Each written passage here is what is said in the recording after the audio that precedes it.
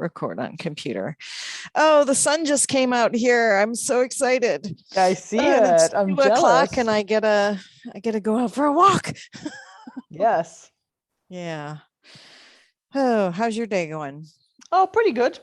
It's busy this week. I'm doing a quiet sort of just doing internal meetings week, and which is a godsend.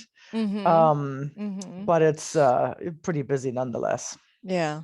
A lot of It's accounting to interesting, it. like half of my colleagues came back like, oh, what a great break. I really have time to recharge. I'm like so excited. And half, myself included, are like, I need another couple of weeks off. I know, Really it's so don't want to, I interesting. don't really want to finish my to-do list from December.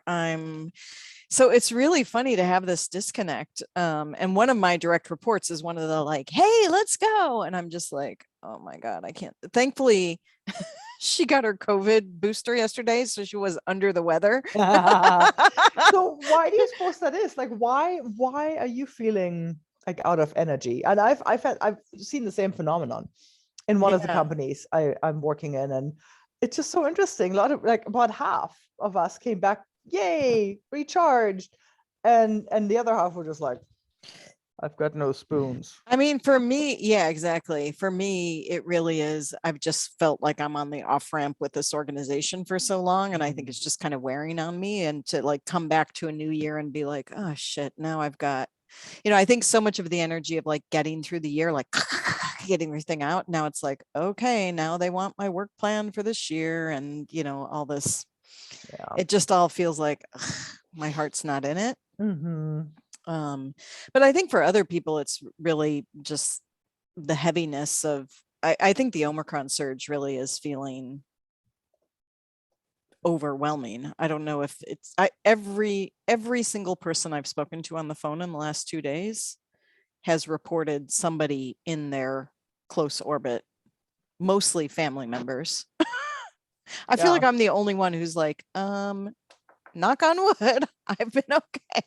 Yeah. But almost everybody, yeah.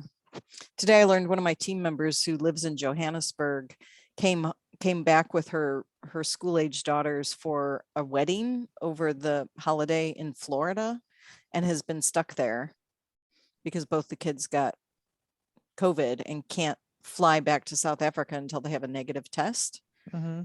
And it's been like 2 weeks. They're still, oh my God, not cleared to travel. It just every single day, every single call, there's like one more nightmare story. But yeah, anyway, I feel very, very, very lucky that I went to Portland and that didn't happen to me. Yeah. Or my sliding kids. right through there. Yeah. Yeah. But I feel like it's mostly people who are not vaccinated or who made interesting Everybody I decisions. know is everybody is double vaxxed and most of them were boosted. And they still get it. Yeah. And my boss's like 30-year-old son and fiance got it tested positive the day before Christmas and are still sick. Yeah. Yeah. And they're like 30-year-olds. Yeah. I don't know. It's so boring to talk about, but I do think that that's another reason that people are just very distracted and yeah, I don't know. But yeah, it's funny that you felt the same thing in your workplace. Like, yeah, it's interesting. Yeah. Yeah. I think for some people, the job is more of a place of, I don't know, just of getting energy. And like, I know in past years, I've always enjoyed returning to work after the new year generally, but not this year. Yeah. I mean, ever since I started working for myself, I've been more energized at the beginning of the year because I'm creating my own destiny, right? I don't work for anybody else. Right. Right. And so if I'm not happy with a partnership or a customer, I just divorce them. Like I don't have to, How long have you been working for yourself, Astrid? 7 years. Yeah. It's really awesome. I mean, I work with people, right? Like I have business partners on both sides, right? Like I have my Armillaria business. There's now 6 of us. 3 of us are co-owners, basically. And then on the Zebos Unite side, it's a cooperative with a core team of now 10 people. Right. But it's you know, it's kind of joyful when you're creating your own thing and you're creating your own rules of engagement even. Right. You know, like all the things that are such a soul suck, you know, in large organizations, like 360 reviews. Like, why do them? They're toxic. Well, let's not do them. Okay, great. Let's figure out how else we're going to hold ourselves and each other accountable. That's so funny because you've Right? just pushed my button I because know, I had to would. do I got all these things like do your peer reviews. So I go on, I was like, oh, good. I only have 10 of them this year. So I did all 10 because I always get a million peer reviews. I did all 10. And then like the next page popped up. It turned out that the system only shows you 10 on a page. So now I'm like, oh my God, if I do the next 10, are there 10 more? Or like, how can I find out how many Yeah. there are? It feels like it's going to be that never ending Groundhog Day of like, and now you have 10 more to do. Yeah. I know, right? And the funny thing is too, like the people I most want to give a peer review to, of course, don't ask you for feedback. No. No, but that's just the thing. I mean, they're such weird things, like 360 peer review. I mean, we honestly at Zebra, I mean, in both companies, we sort of relish all the things that we're actively unlearning. Mm-hmm. It's like, you know, timesheets. Do you have to do I timesheets? actually, as a manager, of course, we have to do timesheets. Are you kidding It's me? stupid. Do you know why you have to do timesheets? Yeah, compliance with federal regulations on timekeeping. No, wrong. Oh, okay. Why do I have to do them? Well, the federal regulations say you have, upon request, to be able to produce up to 2 years worth of time records. Doesn't Mm-hmm. mean that you have to implement it with hour by hour, 15-minute interval timekeeping. So again, treating people as adults, like what we say is like, keep a notebook, Mm-hmm. write down when you start work in the morning, write down when you end work, done. Hmm. I'd It's almost really rather do a interesting. timesheet. No, I get that, but it's interesting, right? Like we have adopted these ways Yeah, of meeting the law, and you're just like, why are we doing it this way? right. You don't actually have to do it this way. Yeah, actually my CEO sent me something or sent out like her, inspirational message. And it was about, she titled it QWERTY, right? And basically saying, QWERTY was, It's an accident. yeah, it was an accident created over 100 years ago, and yet we don't change it, even though we have all the evidence that, nobody, it's not the most efficient way for people to Right. input data. And yet, getting the whole world to relearn a keyboard for whatever reason is not something anybody's going to take on. But Yeah, anyway, I mean, it's institutional she was inertia, challenging right? us to think about what we're doing in our organization. That's like That's like QWERTY. that. I'm like Timesheets and basically 360 everything. I was reviews. like basically everything we do in my industry is ass backwards. Yeah, and we don't take, I mean, that's why, when you build something new or when you work for yourself, right, you get to interrogate all these ways Yeah. of doing business and all these assumptions. When you say you co-own, did you guys actually put up in startup capital together to co-own the business? That's how you, Yeah, I mean, the first business, and like my one business, of you started the Amalaria. business? Uh-huh. Well, Amalaria was a project at my old organization, EcoTrust. Mm-hmm. And then I found a business partner. We ended up buying the business from EcoTrust, basically. Because, you have the whole, like, how do you get out of a nonprofit when you were its chief executive, yada, yada, right? Like all the Right. more stupid rules that you have to navigate. And then we merged with another company. And so now it's basically the merged entity is basically effectively owned by 3 people. Okay. And then we're bringing in, so it's sort of organized, it's organized as a partnership. And so then we have an on-ramp for new team members to basically come in like a junior partner would, and then become a senior partner over time. Right. Right. And then on the ZU side, on the Zebras Unite side, it's just a full-on cooperative. So it's just, it's a multi-stakeholder cooperative. And so there are 4 co-founders. I'm one of them. And we have Yeah, I remember going in and looking at your website and trying Mm. to get my head around how that actually works. Yeah, it's a new corporate form, limited cooperative association. that basically allows you to create differential shareholder classes. So you can have, we're calling it the doula class. There's only 4 of us. There will only ever be 4 people in that class. But then you can have another shareholder class, like a general membership class, where anybody can join. Right. And use the network, and I guess the brand must have something associated with there's it, right? network, there's access to capital, there's a bunch of services and other perks that you can access as a member of the Zebras Unite Cooperative. Right. And then we're actively building out things. So in a way, it works as a cooperatively owned digital agency. We do a lot of consulting projects. And so we can basically farm that out to our members. And so you do, you show up as Zebras Unite, but you actually, the fulfillment might be by 2 or 3 of our member organizations. Right. Yeah. Right. That actually ends up being a very I don't know. lucrative. It's all so interesting. Yeah. But it's fun because you can invent your own norms around doing business. Right. But it must feel scary as well. Or for some people, it must feel scary.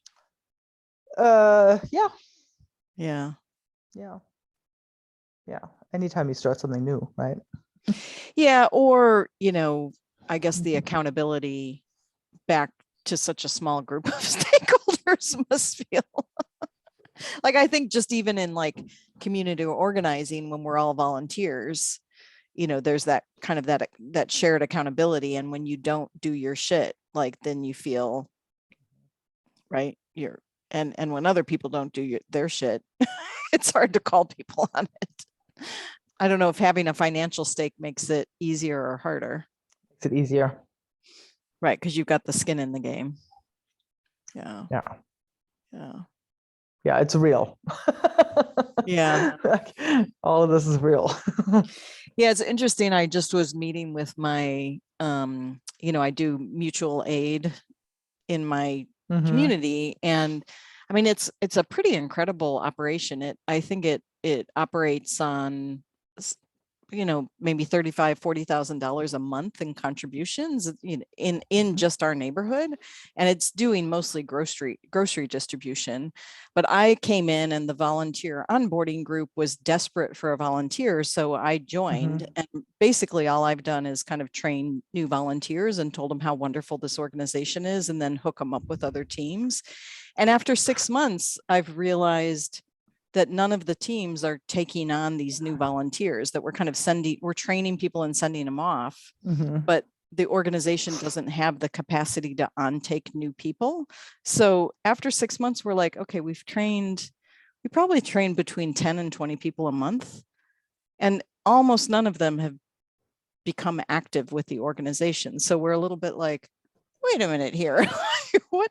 And it's because it's this core, a core group of people who've gotten used to kind of working in their small teams and haven't been able to, even though everybody says they're burnt out, they can't kind of onboard and regenerate. It's kind of the classic community organizing problem, right? So we've been trying to solve that. There's 3 of us in volunteer onboarding. Like, do we have like a come to Jesus meeting with these teams and be like, hey, like, what's up? Can you get yourselves together? Or do we just keep trying to, I don't know, organize around that? But it's interesting, and it just does kind of make you just feel like, well, I don't know, I give up kind of thing. I don't know. Yeah, it's tricky, right? I mean, I don't do anything volunteer anymore. This is the short answer. I think, I think the financial incentives really are really clarifying. Make it different. Yeah. It's even if it's sort of shadow financial value, right? So we're getting into in the co-op. One thing you can do is you can track patronage, right? So if people give of their time, or they give of their talents, right? We're essentially creating an internal currency, almost like a time bank, only it's more sophisticated than just tracking time. You make that fungible, right? Like you can tie that to a dividend payment or whatever. It's phenomenally motivating. Right. It's really interesting, right? And I mean, we're and did you take that model from someplace else, Astrid, or you guys built it yourself? I mean, co-ops are ubiquitous, Mhm. right? That's not new. I mean, we're part of a newer breed of co-ops. You know, it's not like your corner grocery store. It's a Right. co-op, or like REI, that's a retailer co-op where your patronage is you buy shit. I mean, we're part of a new generation of co-ops that is growing in this country and elsewhere. And so there were a few analogs and a few examples that we can Mhm. Mhm. use You to could learn inform our from. thinking. And there's sort of a Yeah. peer group, a peer community of newer co-ops, and then a lot of whom are actually members of our co-op, right? So we have, Mm. it's this really interesting reciprocal thing where we're all members of each other as we're beginning to grow this new Right. economy. Right. Right. Yeah.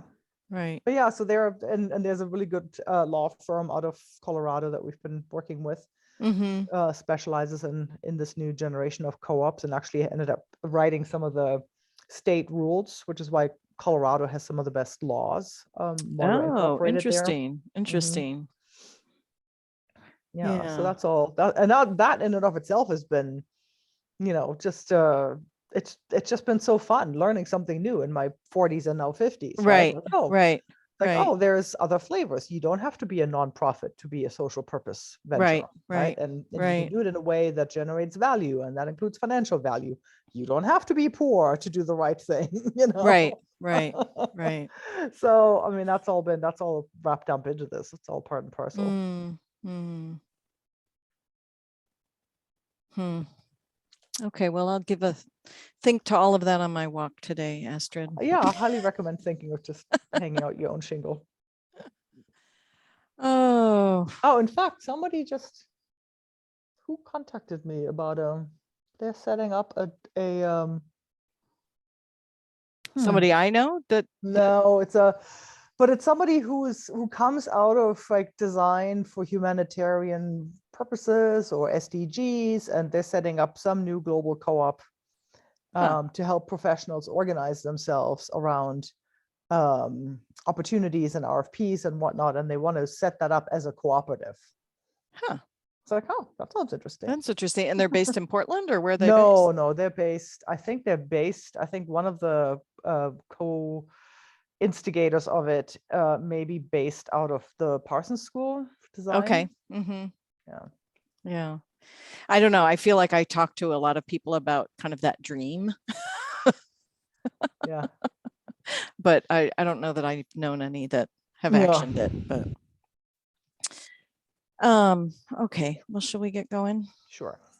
Alrighty. Let's see. This Stop is just the two recording. of us.